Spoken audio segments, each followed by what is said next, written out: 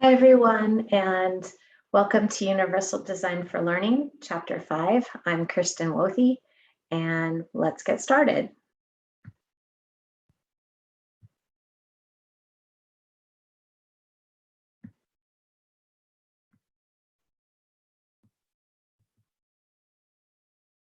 So in Chapter 5, we talk about the framework for implementation. In Universal Design for Learning, we have 3 set guidelines, our learning guidelines, which are engagement, representation, action, and expression. And when we are planning for implementation, we need to be mindful of the engagement, the representation, and action and expression. And we need to be mindful of the options that we will be giving students so that students can self-regulate, so that students can sustain effort and recruit interest in our students. In Universal Design, there are 3 guiding questions that we use when planning and implementing a lesson. How will the learners engage with the lesson? How will information be presented to our learners? And how will learners be expected to act strategically and express themselves? So engagement, presentation, engagement, presentation, and expectations. My favorite is engagement, and engagement is perhaps the most important, because when students are engaged, then they can fully learn. So we want to provide options for self-regulation with engagement. And I like to think of it as like, I heard another teacher talk about UDL in this manner. It's like going to the gym and having many options. If you go to a gym and the gym only has like one thing that you can do, you're not going to feel super motivated to work out, and you're not going to have a lot of fun, and you're probably not going to make any progress. But if you go to a gym that has lots of options for you and you feel engaged and encouraged, you're going to progress, and you're going to want to come back, and you're going to want to exercise and get stronger and healthier. Well, it's the same way when students come to our classroom, and we want to encourage our students through purposeful lessons and through motivating our students by offering plenty of options for them in the classroom for the learning environment. And by providing some points of entry into a lesson, by providing options for students and scaffolding those options into our lesson, you allow students to self-regulate, make choices based on their own needs and based on their abilities. And we choose those options and those points of entry based on what our students are capable of doing. Rather than looking at their disability and what they can't do, we want to focus on what they can do and provide options for what they can do to help facilitate personal coping skills and strategies, but also to help students self-assess. And then that will encourage them to sustain effort and persistence, and also will recruit more interest in what they're learning. Just like when we go to the gym, by having lots of options in front of us, we heighten our goals, we heighten our objectives, and then we recruit interest in getting stronger, learning more, and trying new things. The second thing we want to talk about is representation or presentation. We want to provide options for comprehension, language and mathematical expressions, and provide options for perception. We want to provide ways in which students can activate background knowledge. We want to build in and scaffold in background knowledge for their learning. And we do that by how we present the lesson to them, by giving them many options to engage in that lesson. So for example, we see these 3 pictures. The top picture, we see students at a smart board working with the solar system, it looks to me like they are maybe manipulating something on that smart board and really engaging in it. And other students are enjoying watching that. And so they're also learning. But then we look at the second picture, the picture in the middle, we see the student sitting at a tablet with a stylus in his hand. So maybe he's playing a video game or answering questions on the tablet. And then we see the little girl at the bottom, and she has the earphones on and the tablet in front of her, and maybe she's learning to read and she's listening as she's reading. Maybe it's an interactive reader. So we provide options for learning and comprehension by what we provide students to use and how we present the materials. We also provide options to build language skills through vocabulary and offering syntax structure, and also helping them to decode mathematical notation and symbols. And we can do that by not just giving them a vocabulary list, but giving them vocabulary options, say through the smartboard, or even on the tablet with little bubbles that will take them, they can click on it and it will take them to maybe the vocabulary word that will help them understand it, but also providing translator options too.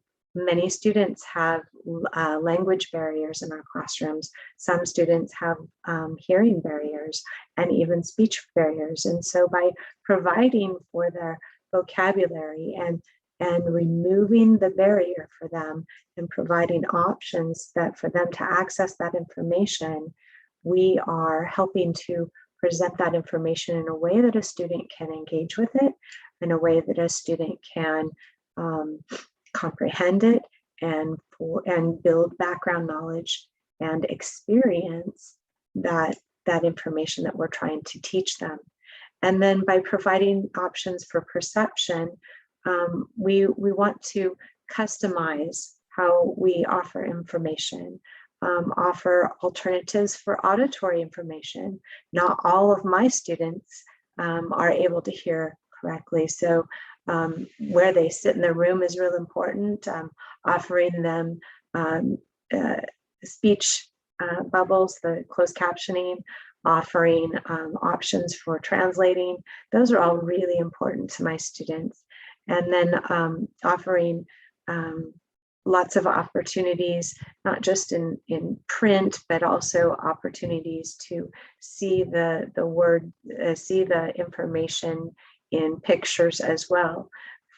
Some students have dyslexia and are unable to decode as quickly, aren't able to decode as quickly as other students. And so by providing visuals with the words, that really will help your students to perceive that information on a much more level playing field. Again, removing the barriers and allowing them to progress at into the levels that they're capable of. So multiple means of representation examples are visual scaffolds that draw listeners in, many points of entry to access in the learning. I'll move my picture up here. Providing options to access information, providing options to experience the material. And then ultimately the outcomes to learning will all be the same, but students may arrive at the information differently.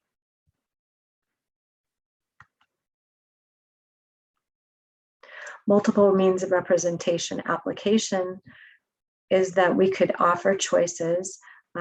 Students should be able to access information in as many modalities as possible, through charts and graphs, through reading, video, auditory technology, and then giving choices to access the information.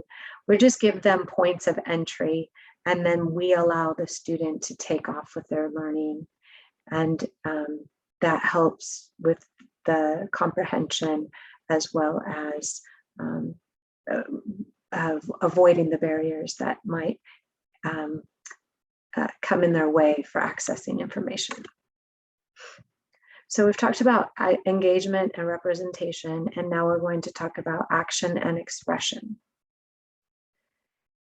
So for action and expression, what we're talking about is the assessment part, providing options for assessment, allowing for the removal of barriers to access by enabling all students to focus on the same learning goal from different modalities.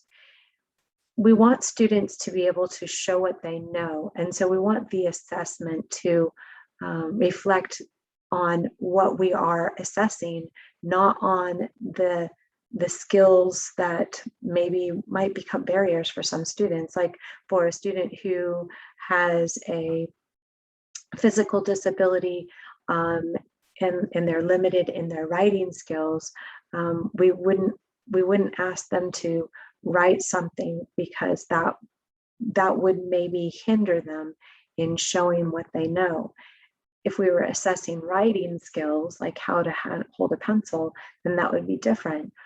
If we're asking them to tell us what they've learned, we want to remove the barrier and allow them to share what they've learned with us. So examples of assessment are examples of how to plan for assessment are plan, decide, and offer. You need to plan for multiple means of learning outcomes. What different options will you provide for those learning outcomes? Decide what you want to assess, and then decide on the information you want the student to demonstrate mastery in. Then lastly, offer options for performance. Students could create a slide presentation, for example, or they could perform a skit or write a story or a poem or create an artwork. Or maybe you could even ask the student, how would you tell me? What do you want to do to show that you know that you've accomplished this?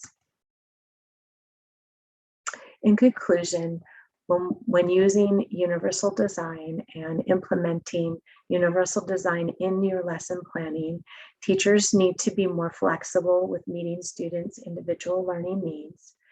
They need to be conscious of removing barriers to access for all students, which levels the instruction fairly. And then they need to be cognizant of allowing students to regulate their own learning, which would in turn motivate students to learn more and to be more engaging, and would allow them to reach the comprehension levels for all their learning styles. And then providing options for students to reach higher levels of comprehension. And then offering flexible assessment. Look at your assessments and make sure you provide options for students to be assessed, options that remove the barriers, and then allow all learners to express themselves fluently, because UDL will provide those options for all learners to physically respond in a way that meets their needs, that is free from the barriers to education. So UDL is just good teaching in a sense. And if we are cognizant of what we are doing when we're planning a lesson and we're thinking about our students' abilities, not their disabilities, but their abilities, if we focus on their abilities and we teach to those abilities, we will be able to provide universally designed lessons where all students can succeed.